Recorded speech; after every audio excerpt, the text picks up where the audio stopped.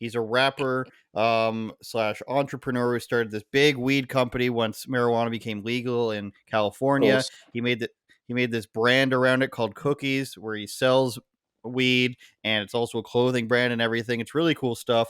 And he had colon cancer recently, and he's saying while he had cancer, some of his own investors sued him, saying that he's getting kickbacks and stuff. So this is what they said.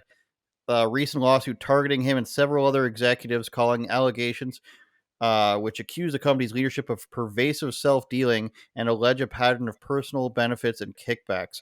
He calls them extremely false, harmful, and damaging claims. Let's take a look at what he had to say. It's a long video he posted, but let's just watch a little bit of it. And they have attempted to sabotage my name and everything I represent, and spent all these years building. You know, a good reputation is really hard in this world, especially in this industry. By the way, this is his podcast where he just smokes on it and talks to the camera. Fat blend. And I feel like not only are they trying to attempt to sabotage my reputation, but they're trying to remove me, current leadership, from Cookies. And I ask, what is Cookies without what we built together? I just don't know that. These guys have made extremely false, harmful, damaging claims about myself that are completely just not true.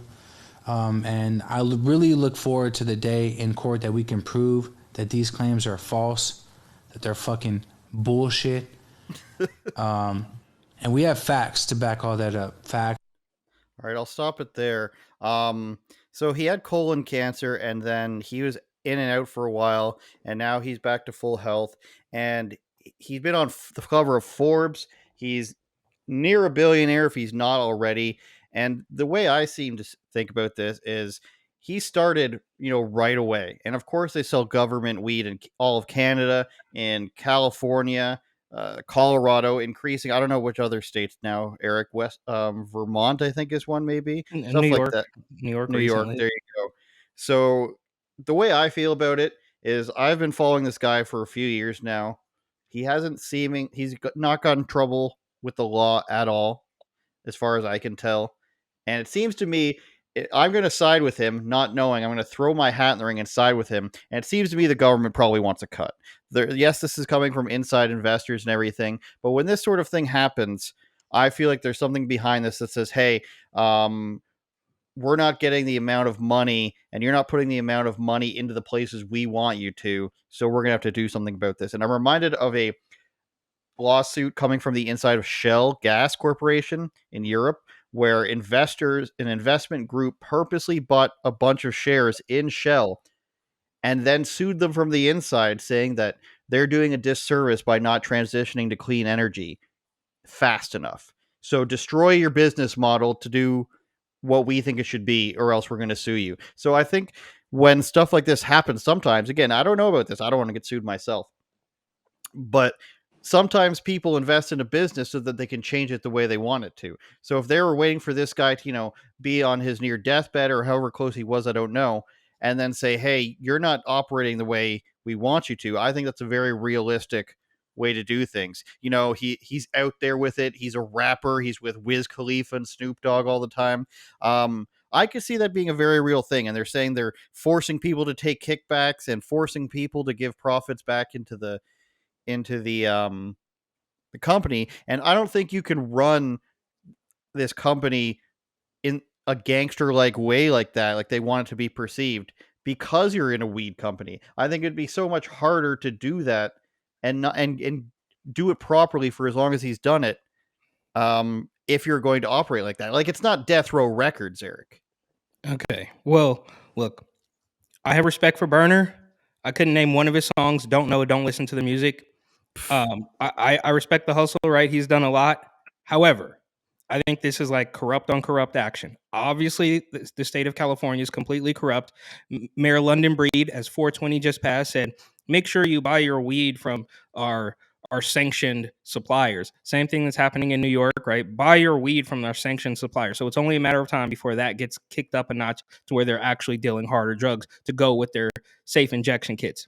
And then Berner also And I don't want to get sued either. You could go ahead and look into it. You could fact check this. But if I recall correctly, Berner used to be a pimp. Okay, I'm not saying that. I'm not I've never saying that. heard that. He was on another podcast. He was on another podcast talking about how before he was even into weed, he, oh, bring me back 10 grand, bitch. Things like that. Like, which is, look, everybody needs to make money. I'm not knocking it. We talked about women that wanted to work at Hooters. We talk about, Berner, who's now selling weed. But my point is, he's, as much as you might like the guy, as much as I have no problem with him, he's probably fun to hang out with. I don't think we're going to sit here and pretend that Berner's just 100% clean. He's never done any wrong. I just don't think that's the case. And sure, he's getting older now, and I'm sure he's been a legitimate businessman for quite some time now. But you don't come from a pimping mentality and just go clean 100%, in my humble opinion. And Cookies, the brand, I will admit, it's nothing without him, right? It's like Fox without Tucker. It's like Project Veritas without James O'Keefe. So I guess my point is, I can understand both sides of this story. And if we think that the city or the state wants a cut, that's probably true. But do we think for one split second that Berner is completely on the level? I just don't know if I'm buying it. And I can't prove it. These are just allegations. Obviously, I mean, don't come after me. I'm just saying, like, my gut feeling is that no, bro. You named Death Row, and I'm not gonna put it in any stretch of the imagination compare it to Death Row, but like, think about any other record label. Think about any rapper, bro. When you boil it down, they 9 out of 10 times they are a front for laundering drug money. It's just true. You could look at YSL, Young Thug on trial right now. And through decades, you could look at Jam Master Jay, 50 Cent, Murder Inc. The list goes on, right? It's part of the game. So I don't think it's that outrageous to say that, wow, the state is completely corrupt in California and the city, and they want to cut, so they're going to send goons after him. Meanwhile, he's probably doing some not so savory things as well. That's my theory. Sounds racist to me. Turn it up, Jordan.